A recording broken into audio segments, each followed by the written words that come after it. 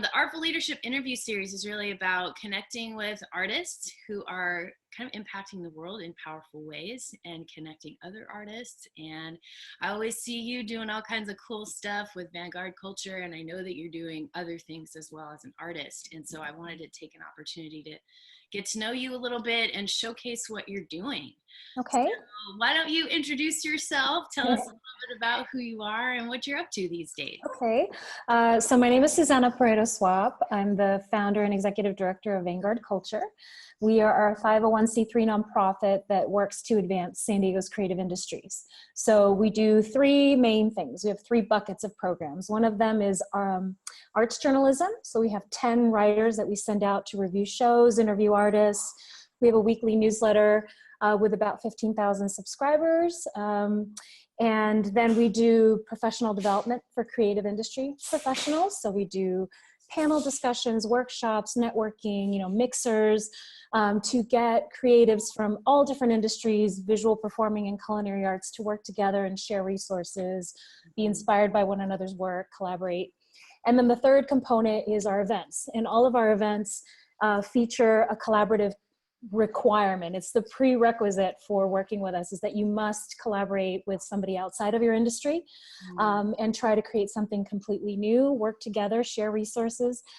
So all of our events have that component, and it's been a tremendous journey, a wonderful journey, seeing people work together beyond the project that we worked on together, and seeing them collaborate on future experiences and projects. So it's been really, really satisfying, to date. Yeah.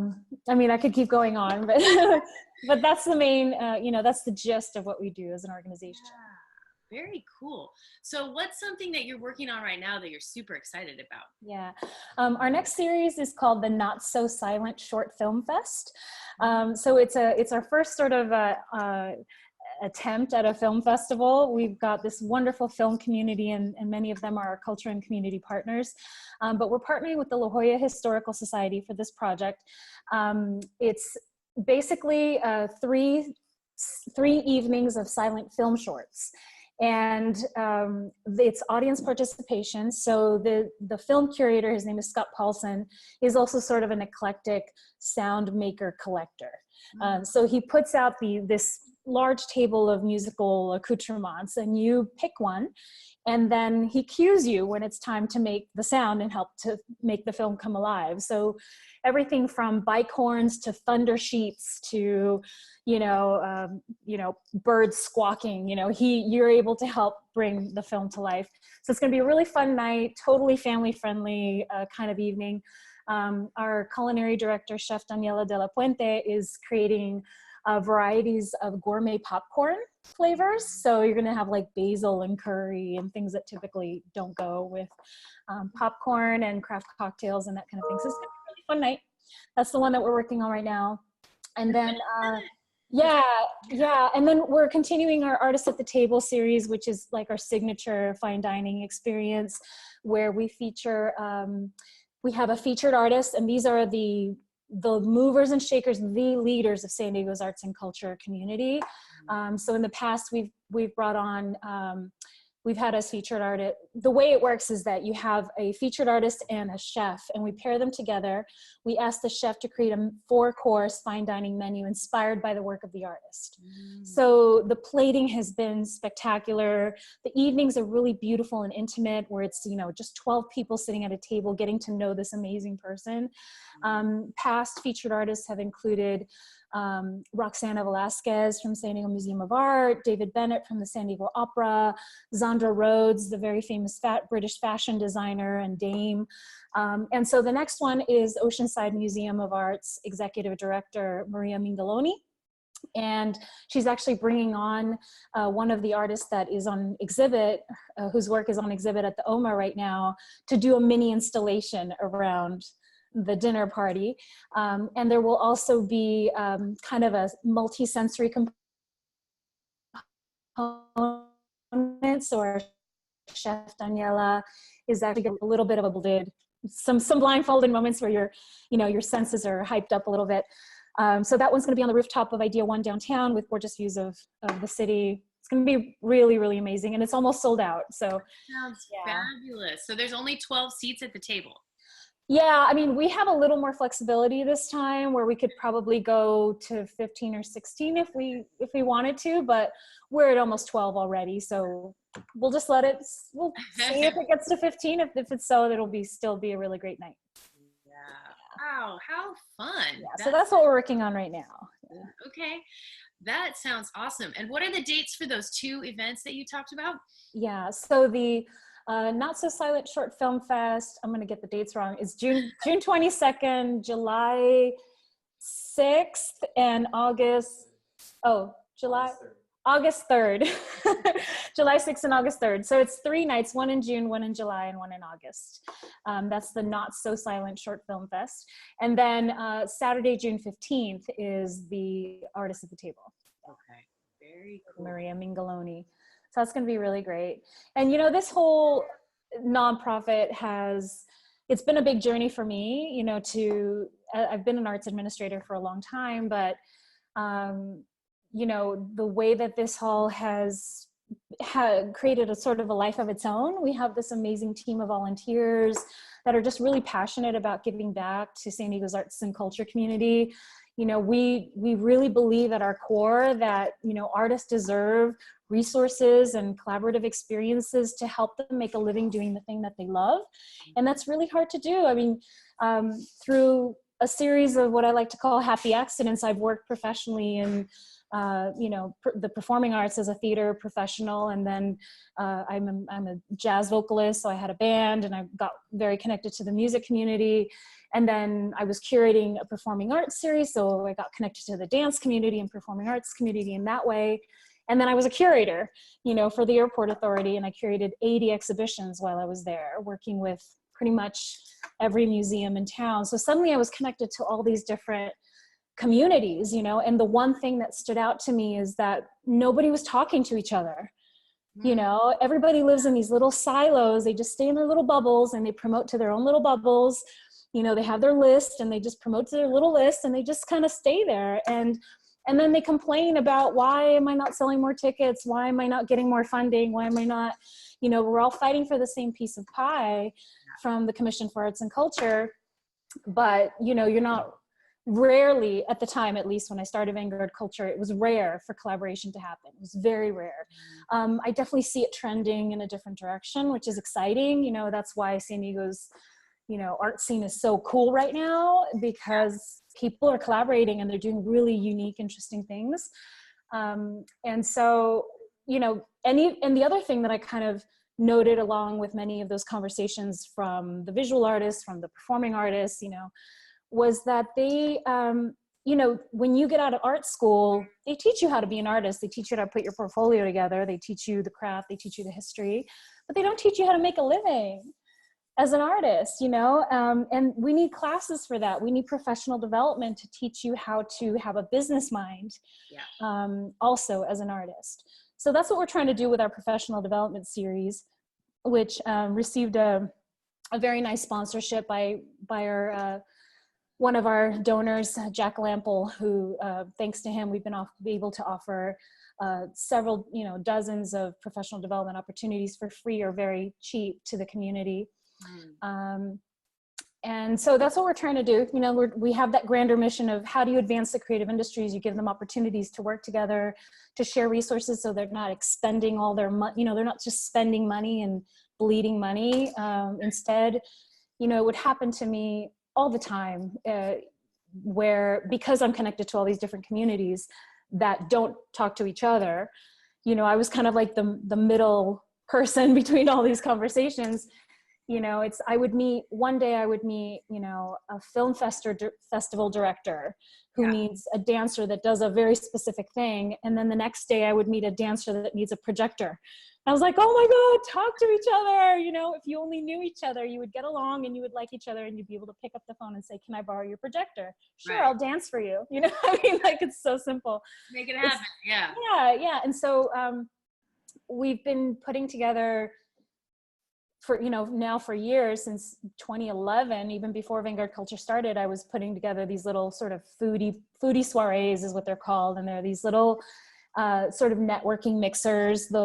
It didn't start off very fancy or anything like that. It was just very casual, potluck style, you know, bring what you got. If you're a poet, bring your poem. If you're a musician, bring your instrument. If you're, you know, a dancer, show us a little something, just in the spirit of sharing, because the people in the room were incredibly talented and incredibly creative, you know, the who's who of San Diego's arts community. So, and because of that, because creatives are creative, the food was amazing. The food started turning into an art form in itself, which is when we started integrating the chefs, the artists.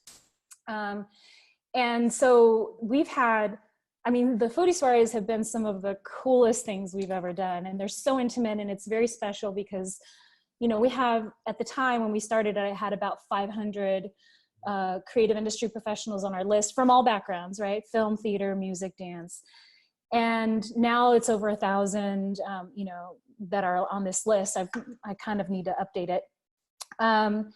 But it was limited to the first 50 people that RSVP'd. So you never really knew what kind of an audience you're gonna get. Sometimes you'd get a lot of dancers or a lot of theater people or a lot of visual artists or musicians, but it was always a great eclectic mix. And so, I mean, to give you an example, you know, we've had events where we've had world-class opera singers that have performed at Carnegie Hall and Sydney Opera House, performing in people's living rooms, you know. One time I held it in my home, and my living room's not that big, but we had the California Ballet performing in my living room with the director of a museum on the floor on a pillow, you know. And it was like, it's like intimate, but really, really high end at the same time. Only because of who's attending, you know, because these people, and because it's limited to 50 people, you know, you're rubbing elbows and making true connections with people. They've been very special, and we modify it depending on the person's home, who opens up their home to us. So with that's how Vanguard culture really grew, you know, is those little foodie soirees, seeing the results of mixing these people together. I've introduced people who have opened galleries together. You know, it's just so satisfying because I'm a connector. It's my thing. I love doing that. So just seeing people, you know, actually get a benefit out of knowing someone outside of their industry really sparked something for me that I decided to keep it going. You know? Yeah. Well, and it seems like you're really, I don't know, you're everywhere. You're doing so many amazing things. It's so exciting. Thank you. Yeah. So you started doing this by yourself, and now you have a team, or like, how's it looking for you? I started this sort of as this just virtual idea. It was in 2012.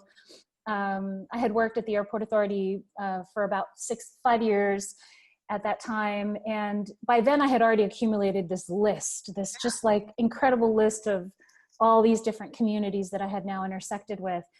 And I thought, you know, this is gold. Like somebody needs to do something with this information. Like who else, maybe obviously the commission probably has a list of these contacts from every industry. What do I do with this information? You know? And because of that need, I thought, you know, what if I just create like a virtual space where people can be, where the dance community can see what the theater people are doing, and the theater people can see what the film people are doing. And the other thing too is that because of, you know, being an arts administrator and an arts professional in all these different industries, I was on everybody's mailing lists. Yeah. You know, so I'm getting all these invites to random, obscure, cool, underground, funky things, you know, that are not getting featured on the major magazines or newspapers. And I'm like, that's cool, you know, and because I've seen them or worked with them, I can vouch that it's going to be a great event. I know their quality of work is excellent, etc. So I just thought, okay, I'm just going to highlight all the Vanguard things going on in San Diego, all the quirky, you know, underground, interesting things happening for the greater community to kind of be inspired. Because it's really easy to just think that we're this little sleepy beach town and, you know, and kind of throw us away as not a culturally savvy community. You know, there's a little bit of truth to that because it's easy to be comfortable and just go out and enjoy the sunny day. That's the beauty of living in San Diego. But we're also a truly binational force here. We truly are You know, we're influenced by, you know, multiculturalism, by the binationalism, by the, you know, the LA art scene, like it or not, it's there and it influences us, you know. But it's really hard because everything's so disparate. You know, you have some little things going on in North County, some things in East County, they're kind of everywhere. So my goal with this newsletter was just, let's create a virtual space where people can see that cool things are happening. Yes, they're all over the county, but they're there. Yeah. You know, we're not just a little Hobunk town or whatever that word is. Podunk, whatever that word. I'm translating sometimes. Yeah, right. So yeah, so that was kind of like the impetus of that, and it's grown. You know, I started with my first like 1,000 contacts or something, and you know, we've grown to over 15,000. So there's momentum. There's, you know, there's obviously a need. It looks like we've gotten really wonderful, you know, feedback from the community about this service that we're providing. You know, it's we're just trying our best, and last year was a really great year for us. You know, we were featured on National Geographic, so that was like incredible. that happened. And then we secured an arts residency here at Idea One, which is it's a condominium complex in downtown East Village, but it also has an event space in the center of it. And they can host, you know, all sorts of events, but they also have like a film screen, like a large scale film screen. So they do movie nights here regularly on Fridays. And that's where we're going to have our Not So Silent Short Film Fest, you know? Okay. So it's been a wonderful journey. And then we received an award for excellence in arts journalism. And so with the San Diego Press Club. So this whole thing has just happened in this last year, and it's been really wonderful. Yeah. Wow, that's so exciting. I'm feeling like we're kind of on parallel paths in a sense, because for me, like for 20 years at Monarch, I got exposed to all the people that want to work with youth in the arts. Yeah. And so I've been kind of like, there's all these incredible people that are wanting to impact the youth through these incredible artistic endeavors and collaborations and stuff. Mm-hmm. But the community doesn't really get a chance to hear about them because it's kind of like quiet work. You know, people just like quietly go into a school and do some thing and nobody really hears about it. And a lot of times those organizations are not working together either, but they're all kind of like wanting to work for the same organizations and wanting to do things. And so I've been kind of like, that's a little bit what I want to do with the Artful Leaders community, is like really bringing these people together. And I know Matt Dorigo is doing a lot of that also with the Creative Youth Development Network. So I'm excited to be working with them as well. Just kind of bringing all these people together and develop together, grow together, create together, and have a kind of raise the level of impact and professionalism. And it's so cool to see all these different people that are doing stuff that otherwise, you know, were maybe disconnected. So that's, yeah, I mean, you're, you know, people like us who have been exposed to all these different creative industries, we're kind of few and far between, you know, and so we have to do something. We sort of have an obligation to do something with that information, you know. We went to the social media, I forget what the workshop was called yesterday, that was given by the Commission for Arts and Culture. And, you know, somebody raised their hand and was asking, but how do we get the word out? You know, it's like, I've done this and I've done that and I've done this and I've done that. And how do we get the word out? And, you know, it's a multi-tiered, you know, approach that has to happen. It's all of us who are connectors, who are influencers or whatever, to, you know, make that effort to bringing people into the same room at the same time and having meaningful conversations.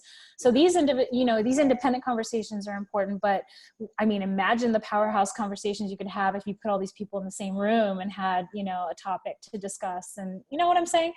And magic happens, as I know you've seen, you know, when you put a bunch of creatives in a room and try to brainstorm any idea. I mean, it's exciting. It's, you know, it's inspirational what can happen. Our season was created with that. You know, I just brought together all of our cultural and community partners into the same room. And I said, what have you always wanted to do? Let's do it, you know, and everybody just threw out all these ideas and we got to do it. So, but it's our responsibility. The other element is, you know, obviously city support. You know, the city has to be thoughtful about creating, you know, thoughtfully designed arts districts. And I've been and that's definitely happening. You know, I mean, there's people who are working toward that goal. You know, the Liberty Station Arts District is, you know, trying to do that. The Idea District is trying to do that as well, bringing in creatives from all industries, including tech creatives, you know, to this region. And there's a few others, but, you know, it has to be even grander than that. It has to be even bigger than that, because you go to, you know, I've been really lucky. I'm super privileged to have had an opportunity to travel and to live in different cities and different countries. And so I've lived in Paris, London, New York, Mexico City, right? Like these thriving meccas of arts and culture. And you know, it's interesting. Somebody mentioned to me, who's doing a research paper here for us, one of our interns, you know, she was saying that in New York, they actually give you extra points when you're applying for grants from the city. For the arts organizations, if you are doing collaborative work. Yeah. And I was like, yes, hallelujah. That's what we need to be doing, is encouraging creative collaboration, not just here's some money, go do the thing in your little pocket and stay there, you know? But, you know, if the city is thoughtful enough to think through those things and to work with the, you know, chambers of commerce and the business people to be thoughtful about that. You know, if you have an event here and 200 people walk out the door, there should be people there ready to receive them, restaurants ready to receive them, coffee shops, entertainers, flower vendors. I mean, you know, buskers, there should be, like, we should be ready for that, because it's a thoughtful approach. And you see that in other cities, you know, you see, you know, 600 people walk out of a theater and there's all these restaurants ready for them. And that turns into, you know, TOT dollars, transient occupancy tax. It turns back into dollars back into our city, which funds our infrastructure. It funds, you know, a lot of things, and it funds the Commission for Arts and Culture. So I'm not afraid of tourism. I think I want to embrace tourism because it creates arts jobs. It supports arts jobs, you know, to have tourists come in here and see a show at the opera or the ballet and all of that, and then go home. You know, that's good. That's a good thing, you know, and we should be that kind of city that welcomes tourism, that welcomes, you know, supporting the creative industries, because it also supports the restaurant industries and all the, you know, auxiliary programs. So, you know, that's my bigger vision, and whatever, you know, dime I can throw into that bucket, I will do. You know, we've got an amazing team of volunteers. We're an all volunteer organization, but it's grown. We've got, you know, a board that I'm so proud of. They've been so incredibly generous with their time and their talent and treasure. And then we've got a team of volunteers, about 20 volunteers that we, you know, tap into regularly. We've got awesome interns. So all of this is that team effort. And then we've got our community partners who really are kind of the backbone of our programming. You know, these are people who are incredibly influential, and I'm so privileged to have gotten to work with them. And it's through that, you know, the decades work of relationship building that has happened, and you know what that feels like. But, you know, it's rare when someone can pick up the phone and call, you know, someone from the opera or the ballet, you know, a high level executive from there, and go, hi, you guys want to work on this event with us? And they say yes. It's like, you know, it's a little mind blowing. It's mind blowing. And I know that for a lot of smaller arts organizations, or small like us, it's intimidating to do something like that. But, you know, I would encourage people to be bold. Just be bold. You know, if you've always wanted to work with the cowbell, call them. Yeah. Don't be afraid of it. You know, don't be so fearful of rejection. You know, have a little tough skin and just go out there and make those pitches and be unafraid, because if they say yes, I mean, that's magic, right? Yeah. So yeah, and that's been our journey, is really thanks to our partners. We've got great culinary partners, also that support a lot of our events, you know, Baja Wine and Food and Chef's Roll and people like that, that understand the importance of food and bringing people together, right? I mean, if it's kind of that saying, I think it's like, it's really hard to hate someone if you know their story, or if you've broken bread with them. You know, if you sat down at a table and just broken bread with them, suddenly it's like your guard goes down. And so we've seen a lot of that in all of our culinary experiences that we participate in. And the chefs love the creative challenge. Oh. You know, if you tell them create something inspired by climate change, they're all over it. Yeah. you know, or create something inspired by this, you know, eclectic artist. You know, they're all over that. They love it. They love it. So it's good for them. You know, it's a good creative challenge for them, and it gives back to the community, and the artists love it, and they feel, you know, like an homage was made, you know, done toward them. And Totally. so, yeah.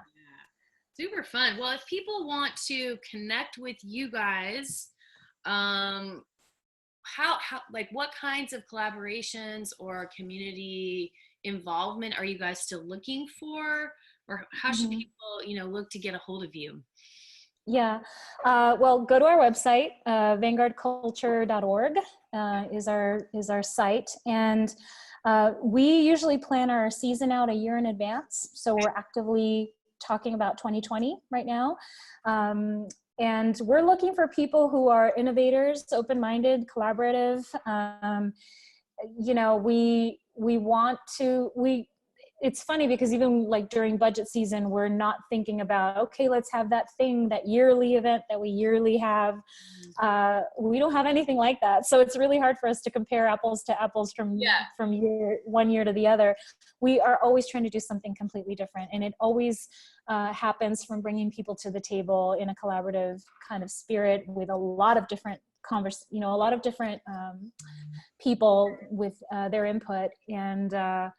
And that's how our season kind of grows. I encourage everybody to just subscribe to our newsletter. And if something, you know, really stands out for you, reach out. Like, don't be afraid to reach out and say, hey, I'd love to work with you on that project, or that looks really cool. How can I get involved?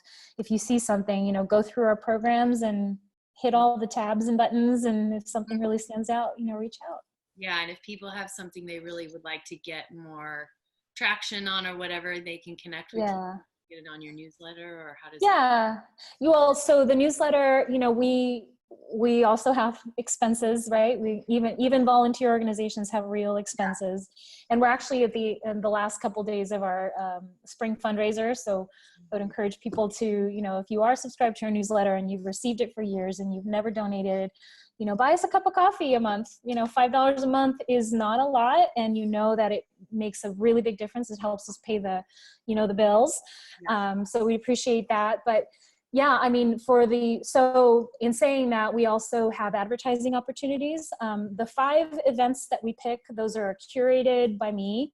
That is the selection that I get from all the people that submit their events for consideration, and from all the emails that I receive, and, you know, events that I research to try to find those cool 5 most interesting, unique things happening in San Diego each week. But we also have ad space. And that's our bread and butter. You know, we're able to, we have super competitive rates because we're not a large scale, you know, publication. But at the same time, we do have a very niche demographic that a lot of people don't have, you know. So if you advertise in other publications, you don't really know who's going to pick that up. It could be, you know, a mechanic, it could be, you know, a chef, it could be anybody. But with us, you know, our following is very specific. We have a lot of creative industry professionals on our list, almost like over 50% of our following are actual creatives from the community.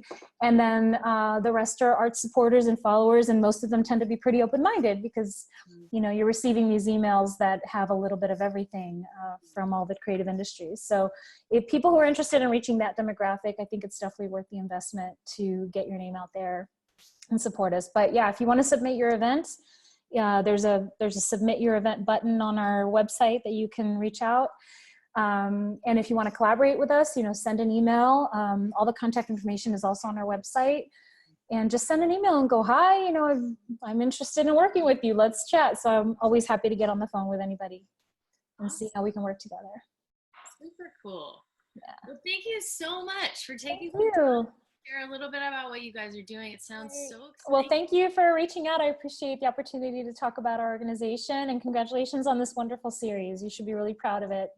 Thank you. Keep it going. We'll be in touch. Thank you so much. Okay, my dear. Bye. Bye.